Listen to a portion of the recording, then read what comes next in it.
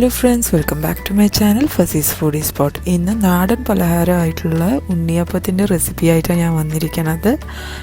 മിക്കവാറും എല്ലാവർക്കും അറിയുന്ന റെസിപ്പി ആയിരിക്കും ഇത്. പക്ഷെ ഞാൻ എങ്ങനെയാണ് ഉണ്ടാക്കാറ് എന്നുള്ളത് നിങ്ങളോട് ഷെയർ ചെയ്യാമെന്ന് വിചാരിച്ചു.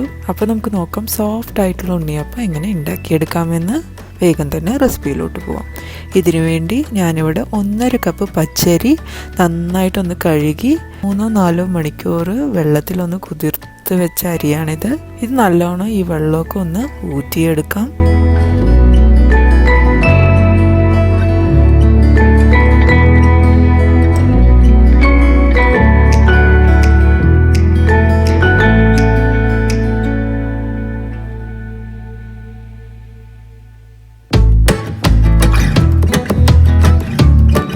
നമ്മളിങ്ങനെ കുതിർത്ത് വെച്ച അരി വെള്ളമൊക്കെ മാറ്റിയതിന് ശേഷം ഒരു മിക്സി ജാറിലോട്ട് ഇട്ട് കൊടുക്കാം. നമ്മൾ കുതിർത്ത് വെച്ച അരിയിൽ ഒരു പകുതി ഭാഗം ആദ്യം ഇട്ട് കൊടുക്കുക. ഇതിലോട്ട് 1/2 കപ്പ് വെള്ളം ഒഴിച്ച് നല്ലോണം ഒന്ന് ഗ്രൈൻഡ് ചെയ്തെടുക്കുക.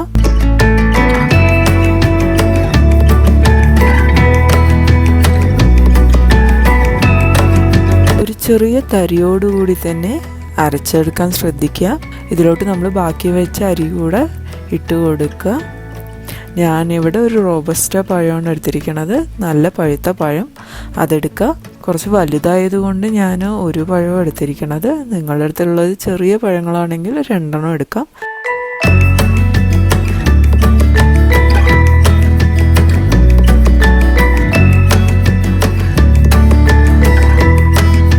ഒരു ചെറിയ തരിയോടുകൂടി തന്നെ അരച്ചെടുക്കുക.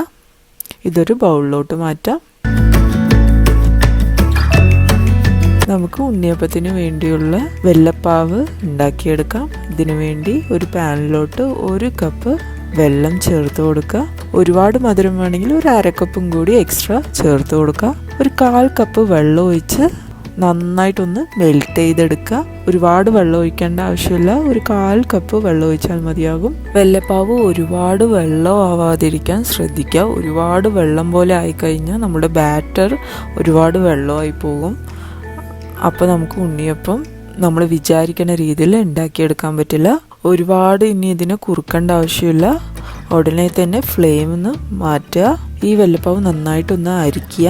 നമ്മളിങ്ങനെ ഉണ്ടാക്കി വെച്ചിരിക്കുന്ന ഈ വെല്ലപ്പാവ് നല്ലോണം ആറിയതിന് ശേഷം ആ ബാറ്ററിലോട്ട് ഒഴിച്ചു കൊടുക്കുക. കൈ കൊണ്ട് നല്ലോണം ഒന്ന് മിക്സ് ചെയ്യുക. ഇങ്ങനെ കൈ കൊണ്ട് മിക്സ് ചെയ്യണത് കാരണം വേഗം തന്നെ നല്ലോണം നമുക്ക് ഫെർമെൻ്റ് ആയിട്ട് കിട്ടും. നല്ല സോഫ്റ്റ് ആയിട്ടുള്ള ഉണ്ണിയപ്പം ഉണ്ടാക്കാൻ പറ്റും. നമ്മുടെ ദോശമാവിൻ്റെ കൺസിസ്റ്റൻസി ആയിരിക്കണം ഈ ബാറ്ററിന് വേണ്ടത്. ഇതൊന്ന് അടച്ച് വെച്ച് ഒരു 8 മണിക്കൂർ ഒന്ന് റെസ്റ്റ് ചെയ്യാൻ വെക്കുക. ഇതെന്തായാലും ഇങ്ങനെ ചെയ്യണം. എന്താ വെച്ചാൽ എന്നാലേ നന്നായിട്ട് ആ ബാറ്റർ ഒന്ന് ഫെർമെൻ്റ് ആയി കിട്ടുകയുള്ളൂ. ഒരു പാനിലോട്ട് ഒരു 3-4 ടേബിൾ സ്പൂൺ വെളിച്ചെണ്ണ ചേർത്ത് കൊടുക്കാം. നിങ്ങൾക്ക് വേണമെങ്കിൽ വെളിച്ചെണ്ണ പകരം നെയ്യും ചേർത്ത് കൊടുക്കാം, കുഴപ്പമൊന്നുമില്ല. ഇതിലോട്ട് 1/4 കപ്പ് ചിരവിയ തേങ്ങ ചേർത്ത് കൊടുക്കുക. ഞാനിവിടെ ചിരവിയ തേങ്ങ എടുത്തിരിക്കുന്നത്. നിങ്ങൾക്ക് വേണമെങ്കിൽ തേങ്ങാക്കൊത്തും ചേർത്ത് കൊടുക്കാം. ഒരു മീഡിയം ഫ്ലെയിമിൽ വെച്ചിട്ട് നന്നായിട്ടൊന്ന് ഇളക്കി കൊടുക്കുക. ഒരു ലൈറ്റ് ഗോൾഡൻ കളർ ആവണ വരെ നല്ലോണം ഒന്ന് റോസ്റ്റ് ചെയ്തെടുക്കുക. കരിയാതിരിക്കാൻ പ്രത്യേകം ശ്രദ്ധിക്കണം. മീഡിയം ഫ്ലെയിമിൽ വെച്ചിട്ട് ചെയ്യാൻ വേണ്ടി ശ്രദ്ധിക്കുക. ഒരു 8 മണിക്കൂറിന് ശേഷം നമ്മുടെ ബാറ്റർ ഇങ്ങനെയാണുള്ളത്.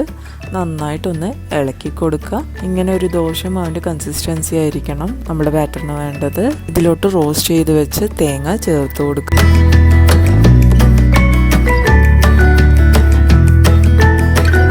നന്നായിട്ടൊന്ന് മിക്സ് ചെയ്ത് കൊടുക്കുക.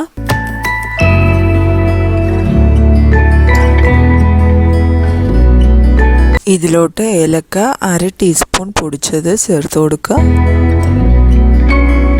1/4 ടീസ്പൂൺ ഉപ്പ്, 1/4 ടീസ്പൂൺ ബേക്കിംഗ് സോഡ നന്നായിട്ടൊന്ന് മിക്സ് ചെയ്ത് കൊടുക്കുക. നമ്മുടെ ഉണ്ണിയപ്പത്തിൻ്റെ ബാറ്റർ ഇവിടെ റെഡിയാണ്. ഇനി നമുക്ക് ഉണ്ണിയപ്പം ഉണ്ടാക്കിയെടുക്കാം. ഇതിനു വേണ്ടി ഉണ്ണിയപ്പം ചട്ടി ഒന്ന് ചൂടാക്കിയെടുക്കാം. ഇതിലുള്ള എല്ലാ കുഴികളിലും വെളിച്ചെണ്ണ ഒന്ന് ഒഴിച്ച് ഫില്ല് ചെയ്ത് കൊടുക്കുക. ഈ എണ്ണ ഒന്ന് നന്നായിട്ടൊന്ന് ചൂടാവാൻ വേണ്ടി വെയിറ്റ് ചെയ്യാം. എണ്ണ നന്നായിട്ടൊന്ന് ചൂടായതിന് ശേഷം ഓരോ കുഴിയിലോട്ടും ബാറ്റർ നമുക്ക് ഒഴിച്ചു കൊടുക്കുക. ഒരു 1/4 ഭാഗം ഒഴിച്ചു കൊടുത്താൽ മതിയാകും. ഇതൊന്ന് മീഡിയം ടു ലോ ഫ്ലെയിമിൽ വെച്ചൊന്ന് ഇങ്ങനെ സൈഡൊക്കെ ഒരു ഗോൾഡൻ കളറായിട്ട് മാറി തുടങ്ങുമ്പോൾ നമുക്കൊന്ന് മെല്ലെ എല്ലാ ഉണ്ണിയപ്പം ഒന്ന് മറിച്ച് കൊടുക്കുക. ഇങ്ങനെ 2 സൈഡും ഗോൾഡൻ കളർ ആവണ വരെ കുക്ക് ചെയ്തെടുക്കുക.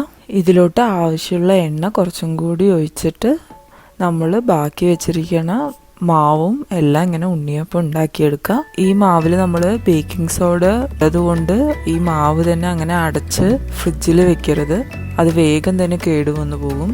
അതുകൊണ്ട് ഏറ്റവും നല്ലത് അപ്പം തന്നെ നമ്മൾ ഉണ്ടാക്കുന്ന ആ സമയത്ത് തന്നെ ആ മുഴുവൻ ബാറ്ററിലും ഉണ്ണിയപ്പം ഉണ്ടാക്കുക. എന്നിട്ട് ആ ഉണ്ണിയപ്പം വേണമെങ്കിൽ 2-3 ദിവസം വെളിയിൽ തന്നെ വെച്ച് നമുക്ക് യൂസ് ചെയ്യാം. അപ്പോൾ ഈ റെസിപ്പി എല്ലാവർക്കും ഇഷ്ടമായെന്ന് ഞാൻ പ്രതീക്ഷിക്കുന്നു. ഇതുപോലെ ഒരു അടിപൊളി റെസിപ്പി ആയിട്ട് ഞാൻ വേഗം തന്നെ വരുന്നതായിരിക്കും. അപ്പോൾ നമുക്ക് അടുത്ത വീഡിയോയിൽ കാണാം. ബൈ.